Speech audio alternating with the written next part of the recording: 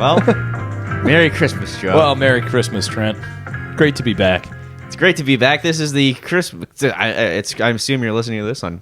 If you're listening or watching, it's Christmas morning. You're having a nice hot cup of cocoa. Santa Claus is coming to town and dropped off your presents. And we welcome you to another episode of Echo Chamber with Joe and Trent. Mm-hmm. I, of course, am Trent. And I, of course, am Joe. This is the only podcast where two comedians read the Wall Street Journal because one of them gets it for free from work. That is correct, sir. How's your beard, man? I gotta take it off. It's looking like it's really frustrating. It is frustrating, and the hair gets in your mouth. I can't believe. Do you think Santa rocks it year round, or does he shave day after Christmas? You think I bet he shaves the day after Christmas and lets it grow all year long. That's how I always picture it. That's how I picture it, too. A guy with a beard like that, you'd think that he's probably not going down on his wife with a beard like that. Well, wouldn't that be a mess? I've always assumed this, and you know this. Right. I've always assumed that Santa Claus and his beautiful beloved wife, Martha Claus. Mrs. Claus. We don't know her first name. I like to think it's Martha. Martha, sure. Yeah. Could be a Martha, yeah. Yeah. I like to assume they're asexual. Oh, well, I don't at all. And if any of the Christmas songs that have led me to... All the Christmas songs have led me to believe otherwise. If Santa is anything but asexual, he might be the horniest man in the North Pole. Well, yeah, Santa baby. I don't like those songs. I'm a bit of a prude when it comes to... Yeah, you like more of a... Yeah. Chestnuts roasting on an open fire. Sure. But I'm just thinking, just for the sake of the argument, if they're not asexual, I would imagine the beard's not only a mess, but Mrs. Claus, just due to her age and the generation she came up in, probably does not wax or shave down there too. Well, sure. So she's from a different time. She might have like a bit of a Santa's beard down there as well. So she very well may. But so, anyway, I don't know. Well, I guess we have different traditions for different families, I suppose. Yeah, this is kind of a debate we have every year in my family. Started Christmas '95, and it's a kind of an age-old Christmas tradition. Wow. Do you have a favorite gift you've ever received for Christmas? That's a good question. I think, speaking of Christmas '95, might have been '96. Hell, it might have been '97. Yeah. One of those years, we got the Nintendo 64 for Christmas. Oh. And it just blew our heads right off. Yeah. Our That's necks. A good gift. And is it the same one we have on the ground over here? I don't know. I think it might be. Yeah, it might be it. That might be it. I think it's still kicking for all these years. I think I do have a 25-year-old N64 down there. And it's still rocking. That's great. And the Xbox you got last year doesn't work. Yeah, no kidding. Yeah, exactly. Every game console, you would think that would not work, and then they would figure out how to make things work, but it's the exact opposite. And they cost like a new game console now is like the price of a car. It's like the new Xbox is like $6,000 or something. Yeah. And like a car, it only goes down in value. It goes down in value. It doesn't work. You're just waiting 6 years for Grand Theft Auto 6 to come out. Yeah. Well, speaking of gifts, Joe, it's time for our gift exchange. Okay, well, it's kind of news to me. I didn't know we were really doing that. So I guess I have egg on my face now. Well, I just assumed this is, of course, the Christmas episode, which we've long decided was going to be our Christmas episode. We didn't just decide that 5 minutes ago at all. I see what you're doing here. I see what this is. This is. I thought I'd give you. It's the season for giving. I thought I'd give you a little something. Wow. Well, that's very nice of you. And I will need that bag back. Will you need the gift inside of it too? No, the gift is yours. Before I open this, and by the way, thank you. I'm very excited for this present. You're welcome. Of course, I look like a bit of an asshole now because I don't really have a gift for you. That's all right. But I do think it is worth mentioning that last Christmas, I got you a Christmas present, and I did not receive one back. That is true. I got Trent, the WWE, formerly WWF, Rey Mysterio collectible action figure. Yes. He's not really opened it yet. It looks like he's maybe more concerned about reselling No, it's not for reselling. I'm a collector. And of course, I think it looks better displayed in the living room on our shelf in the box. I just think, you get somebody an action figure, you kind of hope they play with it. But anyway, so last year I got Trent the Rey Mysterio doll. Yeah. It's not a doll. It's an action figure. Sorry about that. No, I didn't get a gift in return. That is true. So I thought, okay, maybe I misinterpreted the friendship. Maybe there's no gifts from now on. So this year I didn't go Christmas shopping. I've decided to rotate. So next year you will buy me a gift and I will get you nothing. So I think it's best that we rotate. We've decided to rotate. It's only fair. All right. Now I'm not sure how to open this package. You just kind of pull. Nope, that would make it tighter. So, all right. Well, I haven't gotten a lot of gifts in my life, so this is kind of a big deal for me.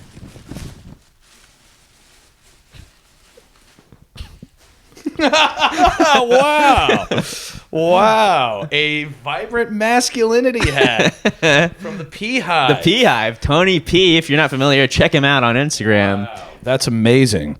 Tony P, friend of the show. Welcome anytime. We've this is one of the best gifts I've ever had in my life. Now I've got the script. Now, do you want to wear the Christmas hat so I can wear my vibrant masculinity hat? I would love to. Yeah. Yeah, there you go. You wear the Christmas hat. All right. I'll put on my vibrant masculinity hat. Now explain it. I think everybody should probably be familiar with Tony P, but explain to the folks at home, if they're not, who Tony P is. He's kind of Tony P, if I understand correctly, he's got a big Instagram following, so check him out. I think it's Tony P in DC.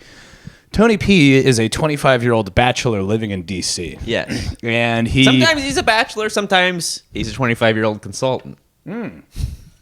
That's true, and I understand that. We all put on kind of a different face for different situations, and I think that's only human, and I simply have nothing but sympathy for that. But Tony P is a 25-year-old bachelor living in D.C. Who has quite the social media following and quite the influencer setup going. I highly recommend that you check it out. It's a fascinating purview into a young, vibrant, masculine 25-year-old living in DC. Exactly. And Gen Z. We're both members of the P Hive. Oh yeah, we love Tony P. Big Tony P. And we wish Tony P a Merry Christmas. Merry Christmas, Tony. From us to you here at Echo Chamber Pod. We should try to get him on.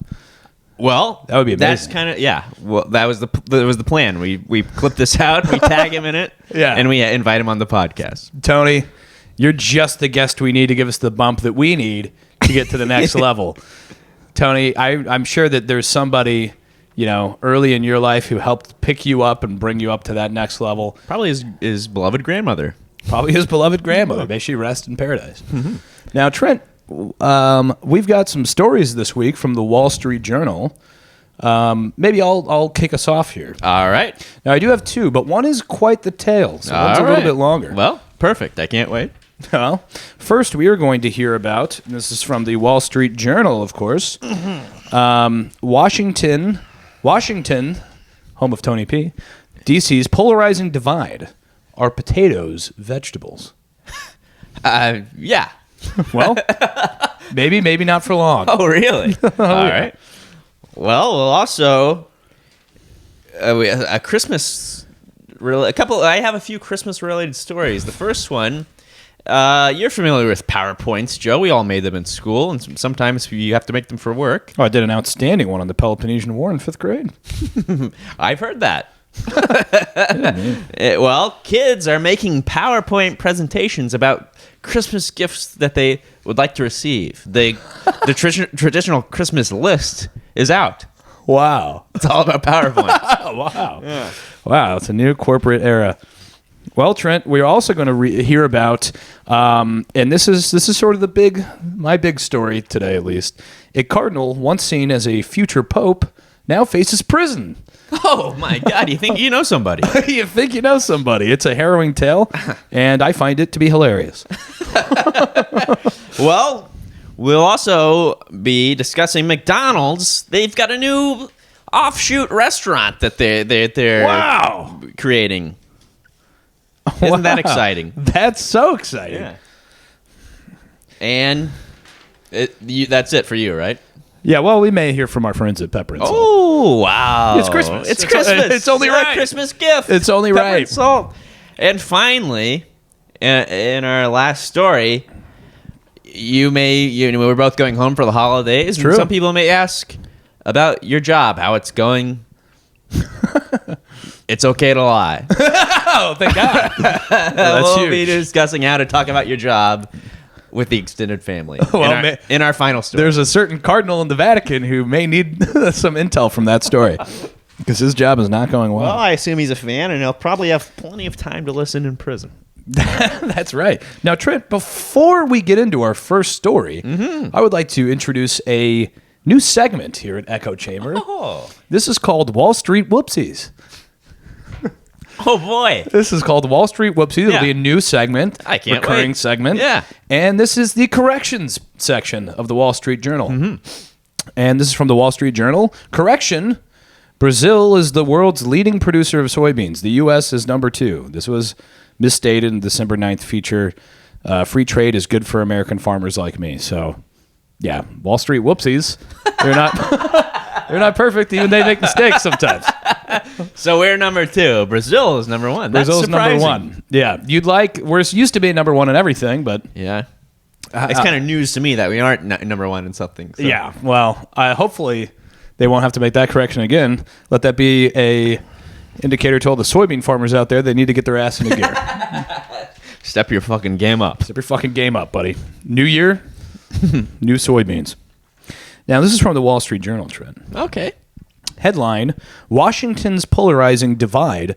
Are potatoes a vegetable? Federal committee stirs debate about reclassifying spuds from veggie to grain. Grain. Wow. Even though there's no grain in them. Sort of a Sure. starchy vegetable. But botanists count potatoes as a vegetable. But should Americans? The U.S. Dietary Guidelines Advisory Committee has sparked the question, setting the table for a round of spud sparring among scientists, potato growers, potato lovers, and parents. Kids especially want credit for eating veggies in the form of fries. Well, fries don't count. That's... Well, kids, I tell me you didn't say this when you were 9 years old, but it's a vegetable.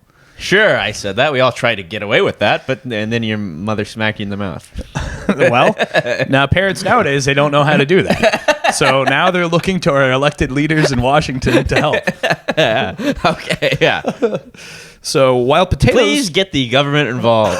Get the government involved. That's what we I took need. my kid to get a Happy Meal, and he said, vegetables. And I called my local congressman, and I said, you've got to help me out here. He says, is this about Israel-Palestine? I go, not at all.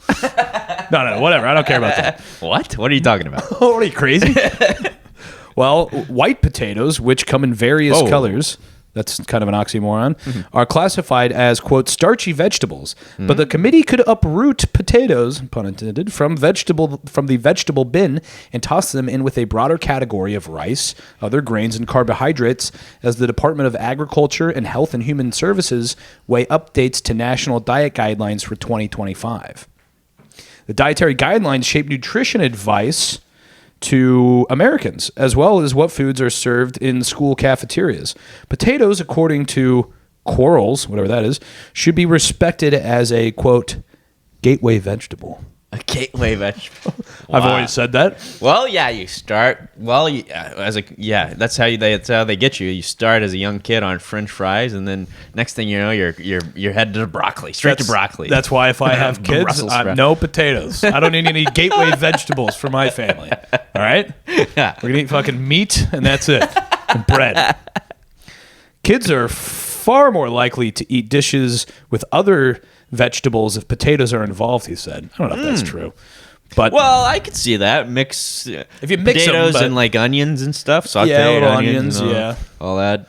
That's pretty good. That's good stuff. it's not quite the green they're looking for. No. Though, you know? Not all parents swallow that trail of tubers leads to leafy. This is a strange sentence. Let me start it over. Not all parents swallow that a trail of tubers leads to leafy greens. Sometimes they try to get a little too cutesy. They get too cutesy, and it trips me up. Yeah. So it's not your fault. It's their fault. Also, is somebody mandating that they put any pun possible in these articles? Yeah, they're very pun heavy. Yeah, I like it, but it's a lot. Who's writing this? Mark Norman? Who says tubers? You know, it's insane. Some complained about a Peppa Pig animated cartoon that featured a potato preaching the nutritional value of vegetables. Quote, "By the power of vegetables, I'm here," Super Potato said, soaring through the sky, singing. Wow. "Fruits and vegetables keep us alive.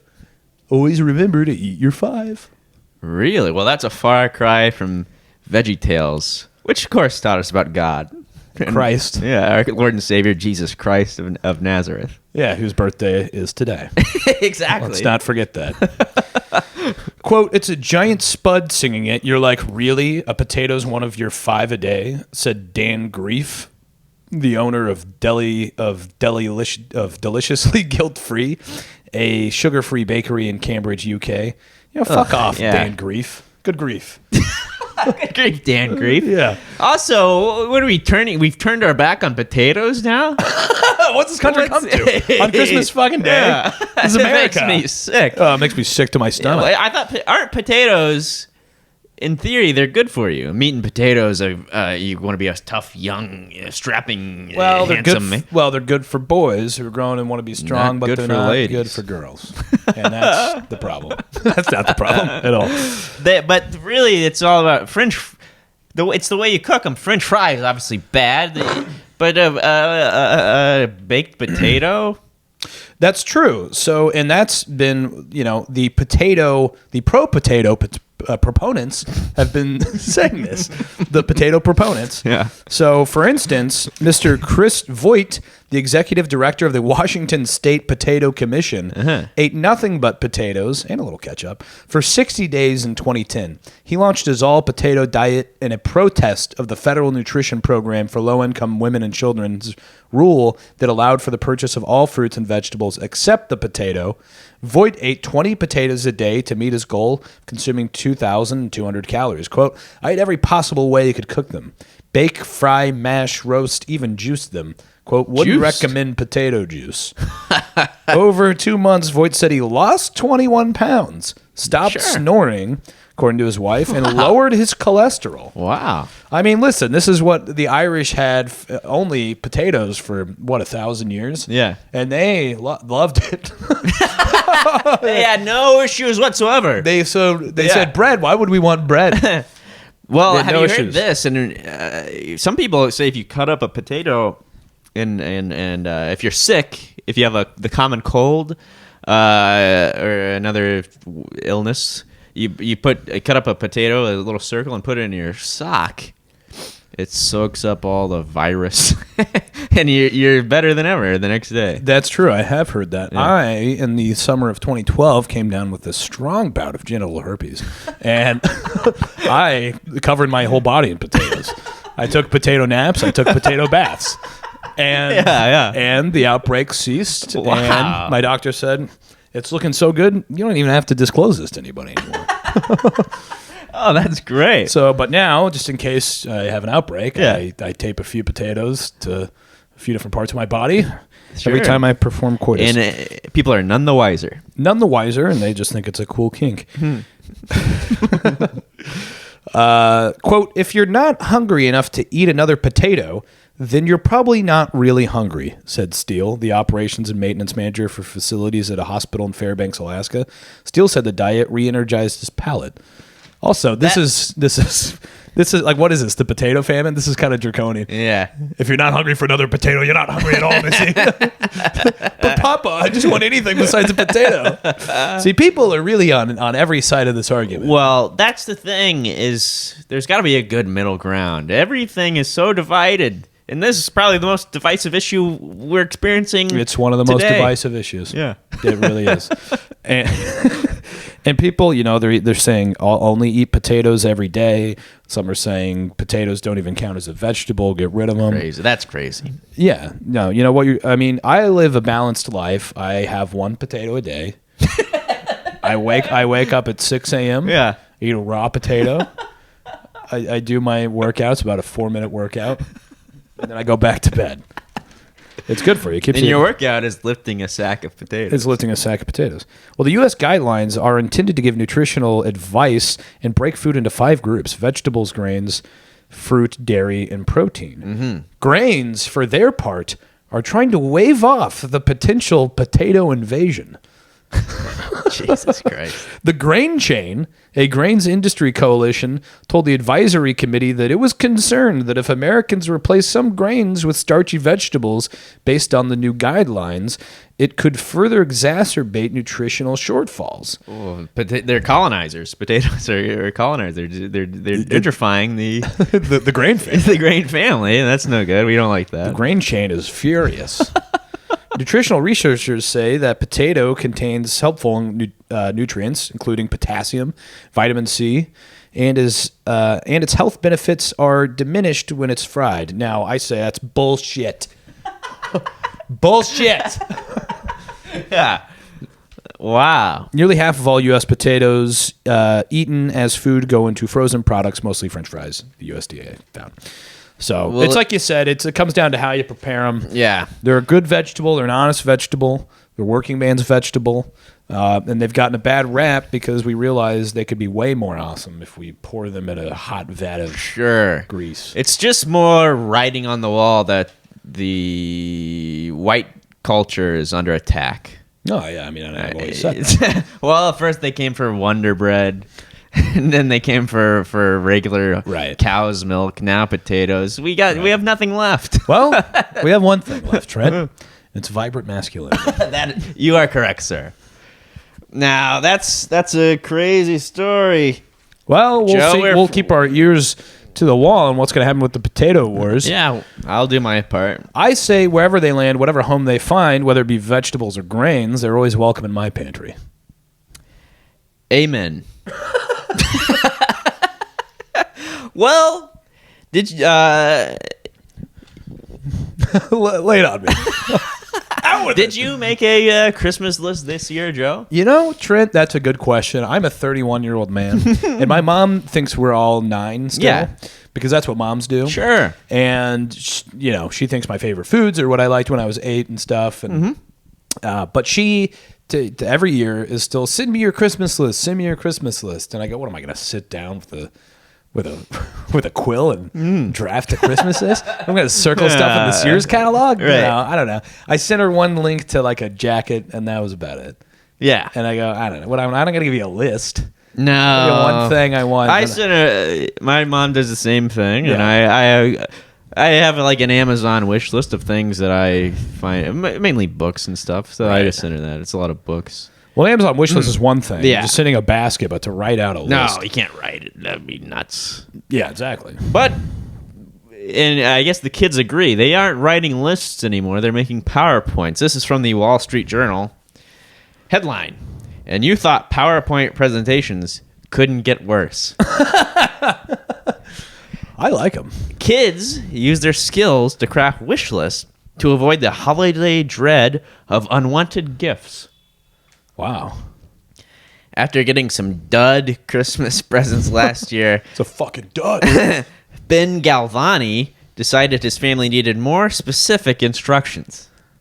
Wow. This year, little brat. This year, the 11-year-old created a 9-page slide deck detailing every item on his list. Wow. That's kind of cute, actually. One slide is dedicated to sneakers, including 2 types of Air Jordans. Another one, quote, jerseys, has pictures of gear from NBA athletes such as Stephen Curry and Jordan Poole. Okay, time out. This is only 2 out of 9 slides. Yeah. And both of these are $125 items.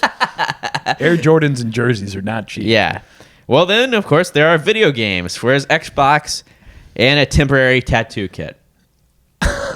The latter listed I don't like that. The latter listed under miscellaneous. Miscellaneous slide. Yeah. Temporary tattoo, Stocking another stuffers. gateway. Another gateway. Another gateway. To a life of crime. To a life of crime? I think if you have a tattoo, you should be locked up. It's probably the worst thing anyone could do. Yeah, I agree. It's a violent crime. Quote, my family was starting to just give me money, said Ben, who lives in Wantagh, New York. That's on Long Island. Oh, okay. And is in 6th grade. This way I can tell them exactly what I want.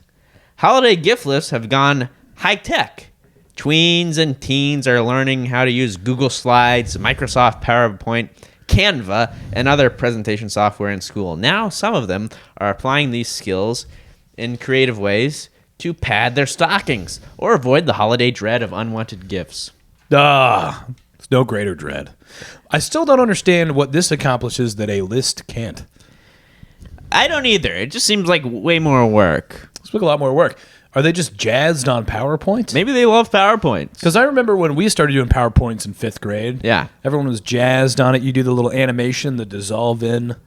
Oh, You yeah. have the text nice swipe. fly in. Yeah. The little clip art Yeah, popping around. clip art. You don't see a lot of clip art anymore. No. Yeah, it's gone the way of the dodo. Yeah, or the paper, or Clippy, the guy the little paper clip that would help you out. Yeah. On the computer. He was such a helpful friend. Now we have fucking Alexa. Alexa and Siri, all these god awful cunts. God awful. Video. I want Clippy. Some sassy bitch. Yeah, give me. I want to take directions from a paperclip. I'm a man and I listen to a paperclip. Not some corporate sounding bitch. By the way, I get enough of that at home. I've never spoken to an Alexa or Yeah. a Siri when I'm not in a relationship. No, I wouldn't dream of it. The only time- couldn't fathom it. I don't even know how, but every time I have a girlfriend, I'm over every morning. Alexa, what's the weather? Yeah. The weather today. Alexa, let's play Jeopardy. Yeah. You know, they're like their best friends. Right. Women love all that Alexa, stuff. yeah. I don't even know if I have one. Even it'll stop talking to me if I break up with my girlfriend. Wouldn't even look at it if I had one. Alexa leaves too. She leaves. They all leave. It is weird. It is. You have to have a girlfriend to talk to Alexa. A guy. Could you imagine a single man interacting with an Alexa? Oh, this is the saddest thing I've that's ever. horrible. On Christmas Day. Oh, I don't even want to think about it. Oh, no. It puts chills down my spine. Alexa, should I get Alexa, up? tell me a joke. Knock, knock. Who is a sad piece of shit? Videos of wish list requests, many of which feature slideshows and other gimmicks, are gaining popularity. Canva's holiday wish list presentation templates were used more than 3 million times from October 25th to November 25th, according to Jen Thompson, head of product marketing for the online graphic design platform. That compares with 1.7 million over the same period last year. So we're up over 2 million. Jesus Christ. Parents have reacted with a mix of pride and concern. The slideshows let children polish presentation skills, which could come in handy for school projects and career ambitions. Now, I don't know what Canva is. Canva is like it's like a easier Photoshop. Okay, got It it. kind of does it all for you, but you still get to pick and So choose. it's kind of a thing where kids are just playing on that all day anyway. So why Yeah. not throw in the Christmas list? Right. Got it. And, yeah, exactly. Well, I don't think we should be concerned about that. What's concerning about that? Well, I'll tell you. Okay. It's actually the next sentence. Some fear they also risk making kids appear entitled or highlight the gap between the haves and the have-nots. Which I don't think it's the same as a regular Christmas list, I guess. Yeah, it's just a list. Quote, I was worried that she'd send it all to her relatives and there would be this expectation that they would have to buy her all this stuff, said Cheryl Fernstrom of her daughter Abby Fernstrom's 29-slide presentation. Cheryl had a change of heart when she got to the last slide, which reads in part, quote, I just want to say that I don't expect to receive or need any of these things, and I am grateful for all the privileges that I have. Yeah, it doesn't sound like her words. I think Mom put that one in. And she goes, add this slide. Yeah, add this slide and then send it to then you. send it to the aunts and uncles. So we look my like, privileges? No one's checking their privilege at the age of 10. well, maybe they are with the way these liberals run these schools. No. Abby spent about 10 hours researching products and putting together the slideshow, which features text and cursive style font, making a comeback. And slides with a salmon color background. Oh, I love a salmon color background. On the big day last nice. month, Abby presented the slideshow to her parents by streaming it on their TV. Abby, age 12, made her case like a pro with an image of a Stanley Ice Flow flip straw tumbler projected behind her. What? She said, What were those words? I believe it's a cup. It's a fancy cup. Okay. With a straw. Quote, we do have Stanleys, but the one I'm using now is scratched and dented and spills really easy. It would be better to have a closed one with a straw, she says. Fair. We'll think she'll be a lawyer when she grows up because she can argue like no one I've ever met, Cheryl said. Abby wasn't shy about playing to the crowd either. Among her 5 skincare slides was one that featured an eye serum, balm, and cream from the beauty brand Drunk Elephant. Abby explained to her mom, I want to give you options of things you like, so maybe we could share. That's cute. I like it. Her mom said the presentation is only a starting point. Quote, we'll go back and tell her why we don't think she needs more skincare products, she said. There is a dialogue. I don't understand why the mom is like, this is bad. It sounds like everything she's doing is productive. Yeah, she sounds like a nice young I think girl. it's fun. It's like it's something constructive they're doing with their time. Yeah. And the mom's like, this is a conversation. And right. Well, everybody's scared of it just seems like the last thing that they should be worried about with Yeah. everything else. How about this? You take the fucking iPad out of her hands for 5 minutes. Yeah. And get her off. Right, exactly. Yeah. Get her off That's the thing you TikTok. should be concerned about. Yeah, Right, yeah. right. Not her asking for gifts for Christmas. Making it. Yeah, it doesn't really. A thing people have done forever. Kind of one of the most innocent things a child can do. I don't really see why we need to look down our nose at that. And they're also learning how to make effective presentations and be compelling and persuasive at the same time. Yeah. They're learning all these skills will help them in job interviews. Right. But no, they don't care. No. There's always something wrong. I need this job because this job will help me get what I want. Well, speaking of jobs. Yes. Speaking of big jobs. Oh, boy. And a lot of persuasion. Speaking of Yeah. politics around jobs. Well, this is from the Wall Street Journal, Trent, and this one's a bit of a doozy. Oh, jeez. Quote, headline, a cardinal once seen as a future pope now faces prison. So this is not a cardinal, not a bird. This is a priest. So you're a Catholic. I don't know a lot about. I'll explain. Religion. So the Vatican, which is where the Pope is and everything in Rome. Yes, I'm familiar with that. Well, and they oversee all of the Catholic churches in the world. Yes. Well, it's run very much like a giant political operation. But versus modern political operations where there's lots of different people who have different kind of levels of power, this is an old school, essentially a monarchy, where the Pope is a true monarch. And then there's levels of people under him. So a cardinal is kind of like I think there's maybe like a couple hundred cardinals. They are all the highest ranking Catholics under the Pope. Yeah. In the world. There's cardinal of different countries. Sure. You know, and the cardinals, you have to be a cardinal to become the Pope. Sure. And they vote for a new cardinal to become the and Pope. then the when the Pope dies, the white smoke, the whole 9 yards. Yeah. So I think it goes like, priest, archbishop, bishop, cardinal kind of thing. But now this guy, and I hope I can say his name right, I believe it's Angelo, it's Italian, Giovanni Angelo Becciu. I'm going to say Becciu.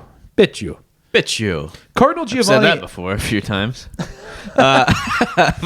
Cardinal Giovanni Angelo Becciu walked the short distance from his apartment in Vatican City to the residence of Pope Francis, expecting to discuss his work overseeing the canonization of saints. That's what they do all day. The way you should be a saint. It's a sham job.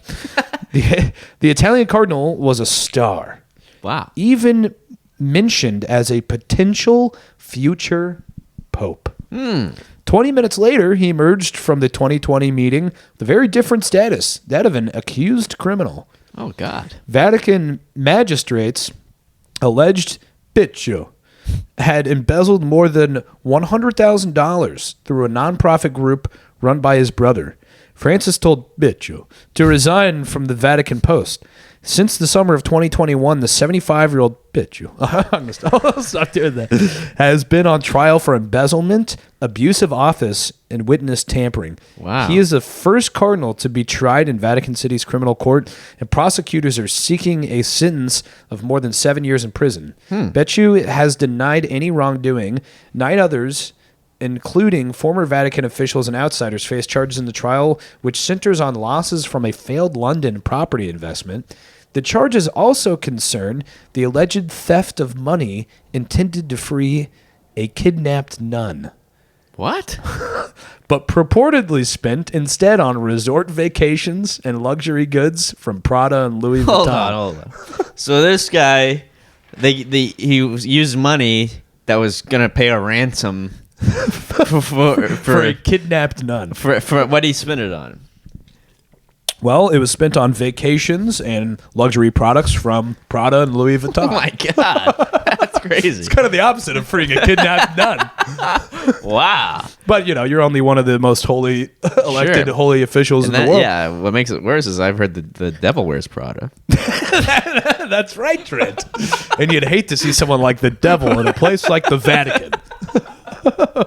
Really almost gives you pause for concern.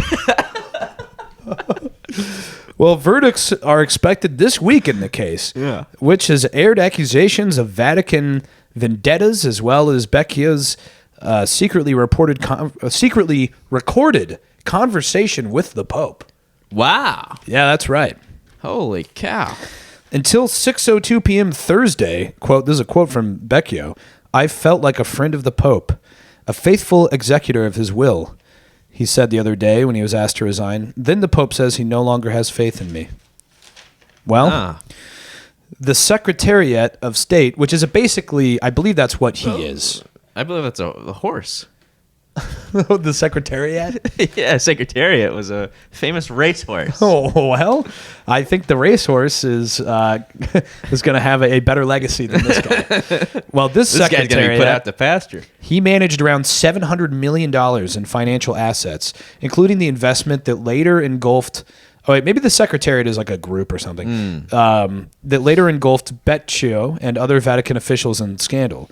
The Vatican, you see, Trent, the Vatican invested $200 million in a fund managed by an Italian financier based in London. According to the indictment, the fund's biggest asset was a 45% stake in a commercial building in London's upscale Chelsea neighborhood.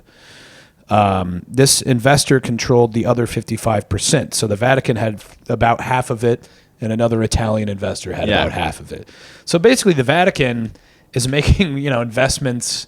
Right. They've got investments with money that's all supposed to go to God. I was supposed to go to God. Yeah. So they've got investments that have nothing to do with, Right. The building carried a €128 million mortgage. To refinance it at a lower rate, the Secretariat sought a Vatican bank loan. Bank officials were troubled by what they saw as a lack of documentation on the investment, and the bank board took its concerns to the Pope.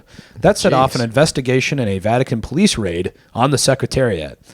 Vatican prosecutors charged 5 Vatican officials, including Beccio, and 5 outsiders with various crimes, including fraud, embezzlement, abuse of office, money laundering, and extortion.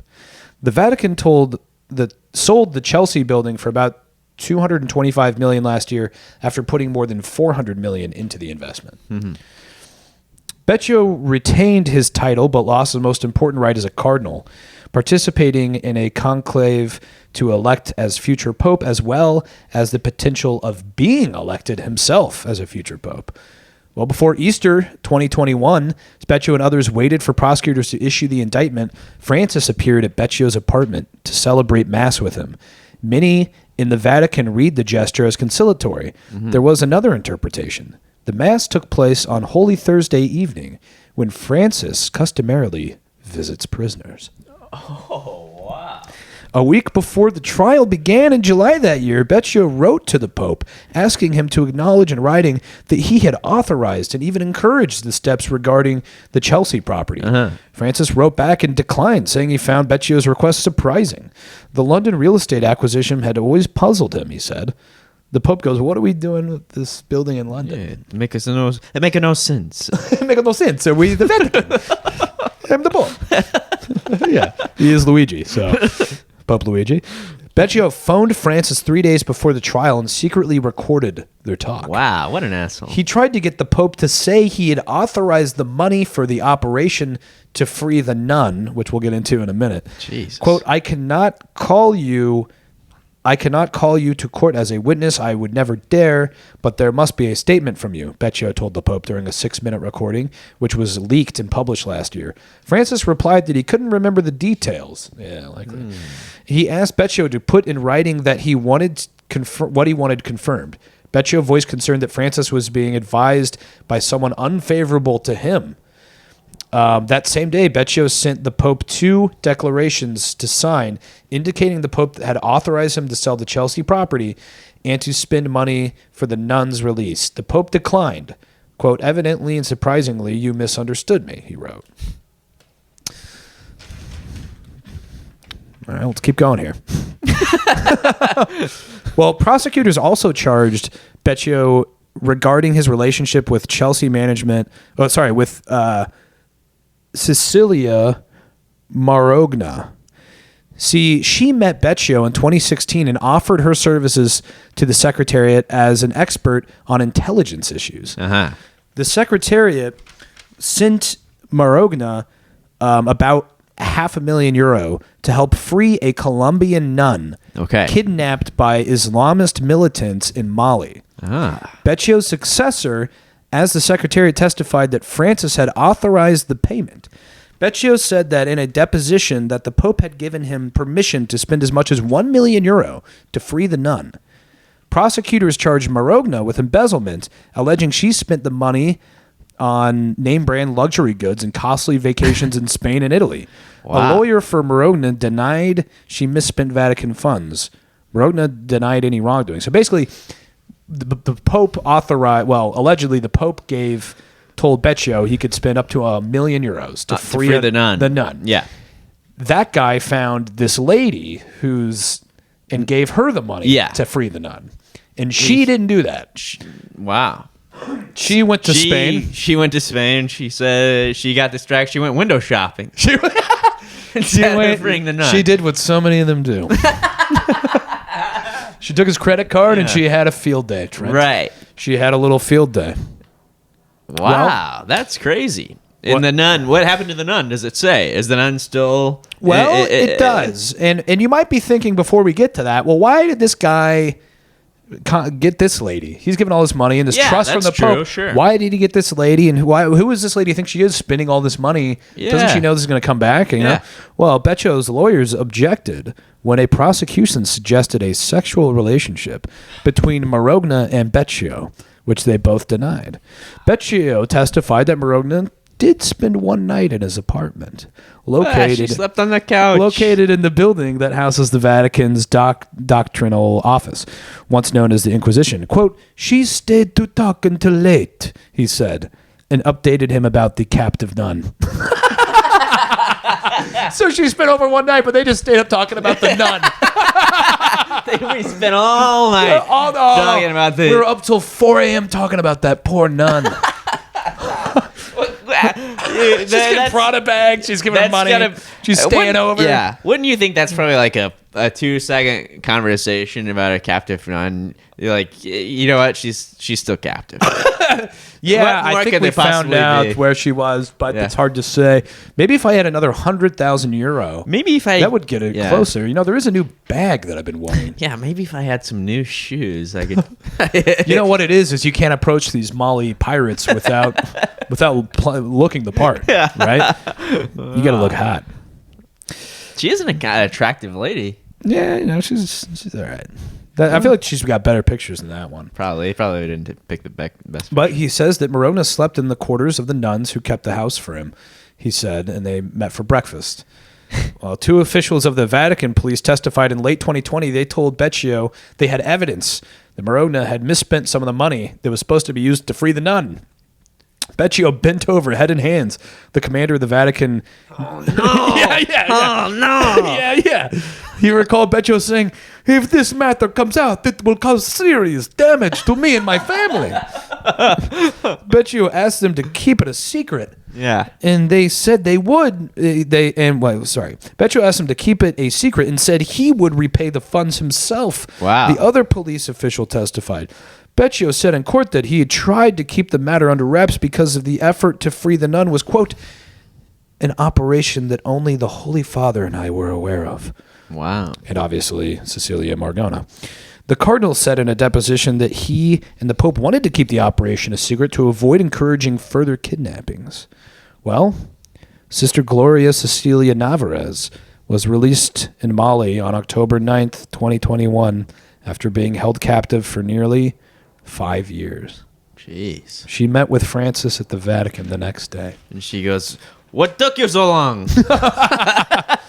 It was very simple. They said €1 million. I walk day one. The pirates are like, okay, this is... I thought this was kind of like checking their watch. yeah. I don't know what to tell you. We really thought this would work. Wow. Well, listen, that's terrible, but in the grand scheme of all the bad things Catholics have done, it doesn't really even crack the top 10. Well, there was actually a really funny part of this that I forgot to read because it was irrelevant to the story. Yeah. But it was like another guy who was kind of an adversary of his in the Vatican who was kind of changing the rules to make them investigate this.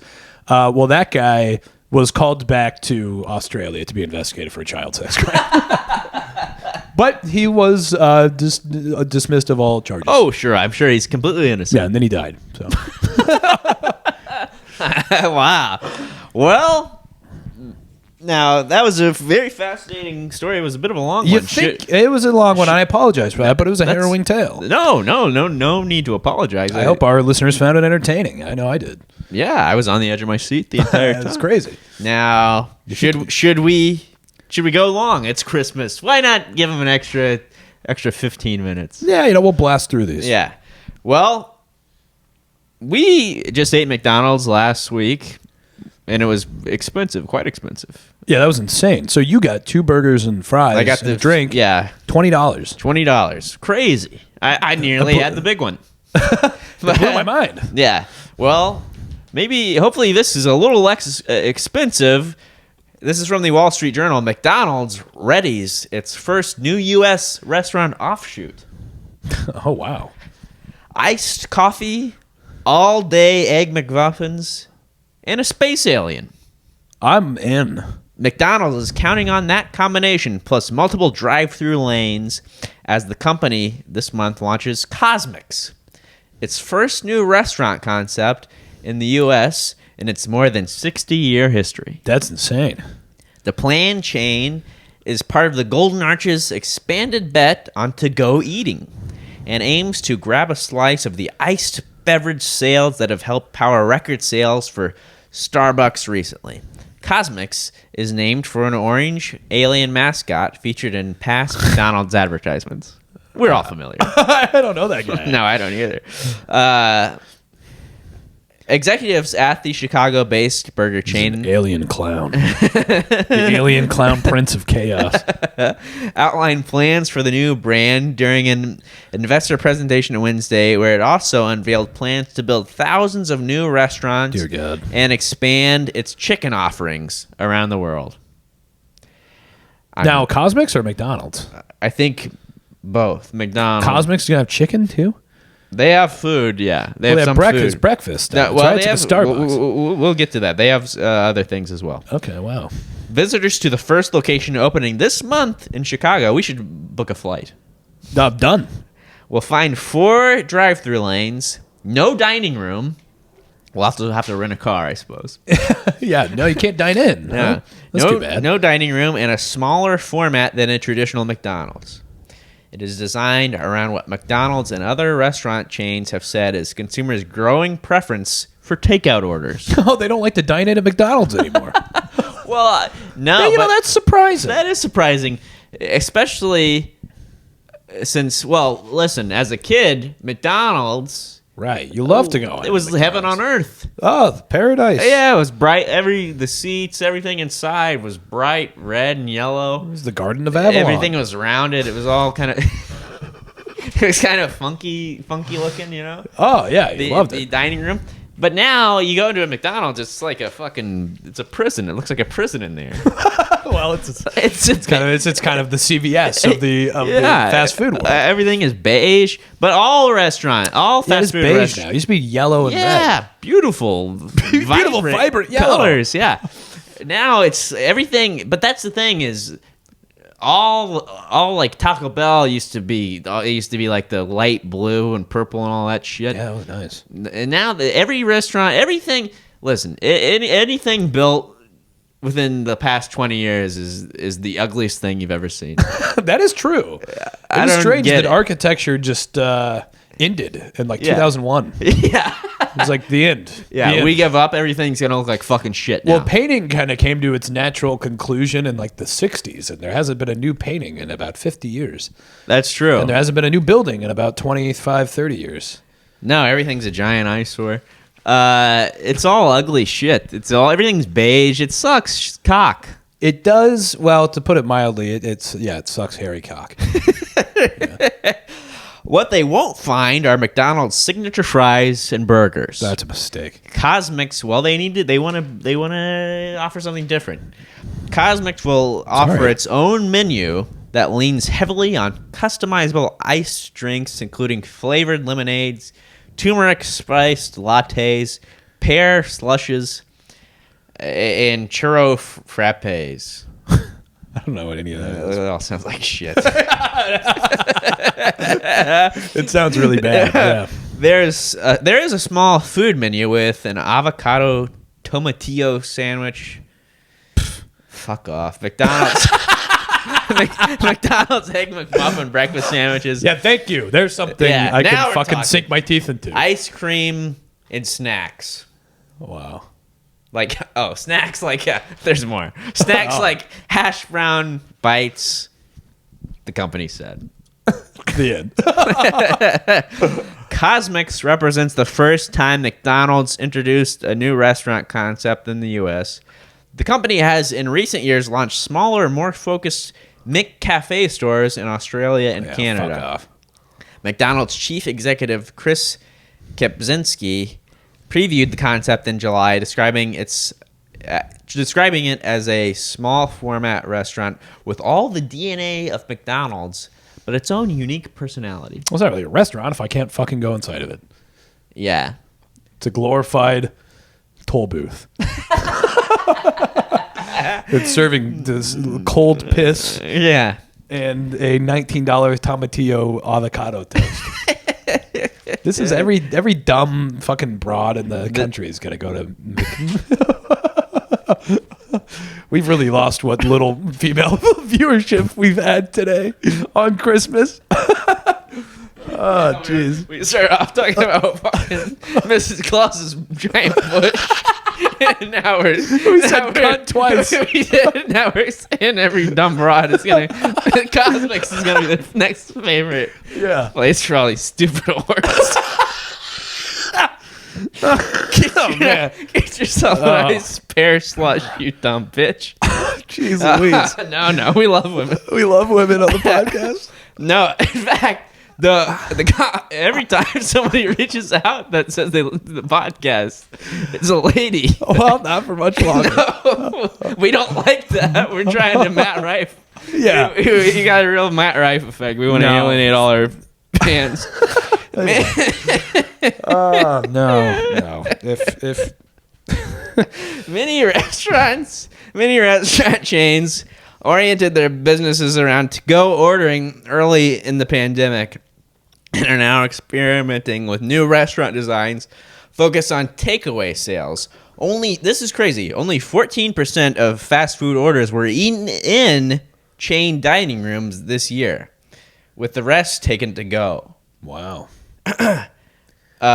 So Taco Bell is also evaluating a new design that features 4 drive-through lanes, double its typical 2. By the way, the multiple drive-through lanes, it doesn't make anything go faster. No, it doesn't. Because you know why? There's still one fucking window. There's one window, yeah. In my day, we used to have 2 windows. Yeah, well, there's 2 windows and one's completely out of service because they refused to staff a second guy at that point. Yeah. But now you got 4 lanes. See, their idea is get them in. Doesn't matter how long it takes. You just get them in. Get them in line. Get them in line. And you can't leave the line. Not when someone gets behind you. No, you're getting cosmics now. You're stuck. We got them right where we fucking want them. But I've never had one that it all causes confusion. And then people don't know when to merge into the one. Buildings are getting smaller, and everything is just of traffic now. It's all just paved over. Everything is traffic. Everything is gridlock. Everything is gridlock. Everything is traffic. And I don't want a $20 fucking piece of tomatillo toast with an ice cold $19 glass of piss. McDonald's Cosmics test features digital ordering queuing to try to speed through as many cars as possible. The company said about 10 Cosmics test locations are planned for the Dallas, Fort Worth, and San Antonio areas of Texas by the end of next year. Cosmics revives a character featured in the chain's McDonald Land advertisements in the late 1980s. Who could forget? So, I'd try one. I'll try it. I'll try any. I'm a sucker for anything new. Well, I do like that I can get a McMuffin at any hour of the day. Sure. Because my biggest gripe with McDonald's is that I can't get the breakfast after 10:30. Every time I go, I'm like Adam Sandler and Big Daddy. Yeah. And I throw a fucking fit. Well, they tried the all-day breakfast for a while. They couldn't pull it off. They couldn't pull it off. We made a grave mistake. Well, when you only have 2 people working there at any given hour, it's kind of hard to add new things to the plate. Dinner and breakfast. Yeah. So now but we support the McDonald's workers. Big fans. Big fans of McDonald's workers, and we support everybody that has a job. Only people who have a job on this podcast. But hopefully this article will help them when they come home for the holidays. They see their extended family. Oh yeah. This is our final article. This is the final article. This is from the Wall Street Journal. Okay. This is from the Personal Journal section. One of my new favorite sections. Quote, headline, how to brag about your job even when it's not so great. Discussion with family members this holiday season can be tricky when they ask, how's work? I just imagine Cardinal Becchio right now. Yeah. Well, it's okay. Well, we did end up freeing the nun. Are you still going to be the Pope? Not so good. not looking so bright. But tell us what Cardinal Becchio can tell his family. Well, the question is coming when you see family and friends this holiday season. How's work going? Few questions are higher stakes when it comes to how everyone thinks you're doing and what they'll gossip about after getting together. Luckily, these questions are easy to fudge or finesse. Tell the truth, though not necessarily the whole truth. Yep.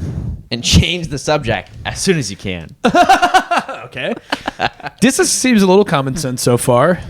Adding to the pressure this year, Americans are more unhappy at work than they have been in years. We've covered that in a previous episode. I don't know. I mean, haven't we always been unhappy at work? But now we're more. Don't question it. Okay, sorry. We're more. Go ahead. Yeah, it's worse now. I think it's not just specifically work. I think just we're unhappy in general, be it at work or at home. That is true. Yeah, it's not just work. Yeah. So try as we might to decouple our careers from our identities, sharing our job status at social events remains stressful for many.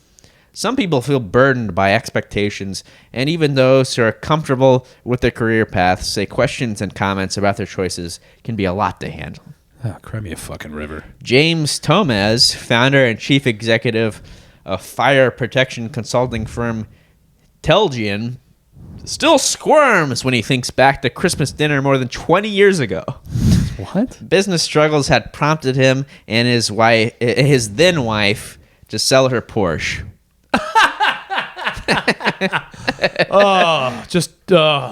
Which was a gift from her parents to make ends meet. And 20 years later, he's still losing sleep over He's that. still thinking about his ex-wife's Porsche. Something he tells me he probably has more issues than just his job. Yeah. Where do they find these people to interview? I mean, honestly. I don't know. Quote, imagine sitting there explaining to your in-laws that you sold their beloved daughter's Porsche so you could cover rent and groceries, he says.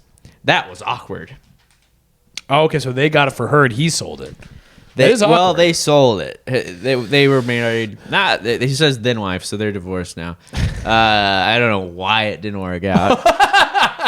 He made her sell her beloved Porsche. Usually when you sell your wife's Porsche, it brings you together. It brings the marriage, makes it closer. Yeah. And she doesn't start looking for anything wrong. People's job reports need not be catastrophic to provoke anxiety, said Nicolette Lianza, a psychotherapist. A psycho? At LifeStance Health, who specializes in workplace issues. A sense that other guests have more impressive careers can make people nervous about discussing their own. Be careful with those comparisons, Lianza advises. Maybe Cousin Susie always seems to have the best job. Could it be that she's embellishing? Who gives a fuck? Yeah, who cares who cares how Cousin Susie's doing? Yeah, admit it. You're embellishing. It's Christmas Day. You're a liar. So you're a liar. Why is it always so great with your job? It is worth remembering that questions about work, a hot topic in Lianza's therapy sessions this month, caused some people to exaggerate their success to get prying family members off their backs. Also, some people are show-offs. Sometimes bluster is the only way to get through the season. What is bluster? Like bragging. Oh, okay. I don't know if I knew that. Really? Michael Hoffman was a first-time manager when he gathered with family at the holidays in 2014. By his own account, he bombed in the role. He blew it. Though here's the thing. I'm much more interested when somebody, any family member goes, "Oh my God, how was the job? Oh my God, I bombed. It was like horrific. The whole thing imploded." Yeah, that's like way. I mean, you're worried about their well-being and all that, but it's like way more entertaining.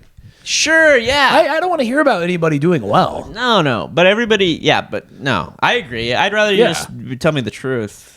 Yeah, but and some people, the truth, you can't handle the truth. We learned that in A Few Good Men. One of Mabry's movies must see. One of Mabry's movies must see.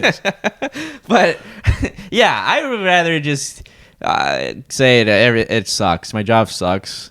My job sucks, cock. But I'm happy to see it, and I'm happy for the holidays. Let's not talk about it. Yeah, let's talk about something else. Let's talk about the weather. Yeah, let's talk about A Few Good Men. It also sucks. Weather sucks. Job sucks. But at least McDonald's is opening up. Yeah, Cosmics. I get a new fucking pear slush. Which will probably suck too. My dumb whore wife. Had to sell her fucking Porsche. Now she's up my ass. Maybe she had a couple less pear slushies every day. Could have hang on to the Porsche. And there goes our last. I said the last good one. But quote, I said the new job's great. It was my first time failing, and I didn't want to advertise that. Hoffman is now co-founder and chief executive of Past Sight, which conducts post-mortems of software companies' successful and failed business deals and makes recommendations. He says he's more comfortable talking about professional highs and lows, but he plans to keep conversations on a surface level when he travels home to Florida from New York this month. Sorry, so his job is about talking about how companies fail, and that company failed? Not that company. That company apparently, this is the new company. According to him, of course, he's a known liar. Yeah. Also, that company's doing great. He's embarrassed to tell his family that things aren't going well, and yet he's okay to an op-ed in the Wall Street Journal. Yeah, and also it's his job to tell other people when their thing isn't going well. So Who is this guy? He's a scumbag. And he goes, I don't want to get deep with any of my family that I've known for years. Yeah. I would like to keep things on a surface level. You should look for work at the Vatican. I think you'd do well there. When certain friends ask about work, however, Hoffman has to give a real answer. Some of them are financial backers of his startup, so chit-chat with friends is more like investor relations. This gives me, quote, an accountability that I didn't have before, he says. Oh, good for you. Scumbag. That was kind of like a nothing article. I don't know what they're talking about. Just say whatever you want to about your job. Right, do whatever you want. The message is do whatever you want. That could have been the whole article. One sentence, do whatever you want. Talk They about really have just to- lie or don't lie. Tell the truth or lie about your job. That's all you need to do. Yeah, That's all you need to know. So, anyway, that's all I have. Now, do we have a visit from Pepper and Salt? Oh, you know what? We may have a visit from our friends. It could be a little bit of a stocking stuffer to wrap This is up. a little bit of a stocking stuffer, a little treat. Now, this is from Pepper and Salt, the cartoon that is in the Wall Street Journal that has no author and no artist. Actually, you know what? This time, there's a signature on it. There is a signature. I've noticed sometimes they have a signature, but it's different people. It's illegible, though. Yeah. Well, this one, it's a dog by a fire hydrant and a man with the leash, holding the leash. Yes. And the dog has a cone on its head, and he has a cone on his head. He has a cone on his head and as well. it says the caption is solidarity. Solidarity. Yeah. So it is a cartoon I would classify as cute almost, but not technically clever. No. Yeah. Yeah. Solidarity. But they've done it again. This is a classic Pepper and Salt cartoon where It makes you think. well, it does make you think. So, yeah, there's that. They had a hit a few weeks ago. They Remember did the one? Sometimes they're good. Yeah. I think we hung on to that one somewhere. We'll have to frame it, put it on the wall. It's somewhere around here. But yeah, well, we stand in solidarity with the people going home to talk about their jobs and the new Cosmics workers. And obviously Cardinal Beccio. Cardinal Beccio, we of course He's a good stand man. in solidarity with Ever him. did anything wrong? No. And the kids making PowerPoint presentations. And of course, and most importantly, the potato. We certainly stand power to the potato. And believe it or not, after listening to this episode, with women. Yes, we actually do. I want to make that clear. We Very clear. support women, and of course, this was all a joke. And That's right. We were big proponents of the Me Too movement. We thought it was a great thing. Trent had a shirt that said Me Too, and I got a tattoo. we also, we really support is vibrant masculinity and Tony P. Helping me to find a new way to be a man in the new world. And it's working. With amazing success. Well, that just about wraps it up for this episode. This holly jolly Merry Christmas episode of Echo Chamber. Thank you for listening. As always, like and subscribe. Share with your friends. Tell them about your new favorite podcast. Yeah. Instead of talking about your job today on Christmas. Yeah. Tell them about Joe and Trent. Yes, an Echo Chamber podcast. That's and right. Happy holidays and Merry Christmas. God love every one of you. Peace and blessings. Peace and love. Peace and love. Goodbye. Goodbye.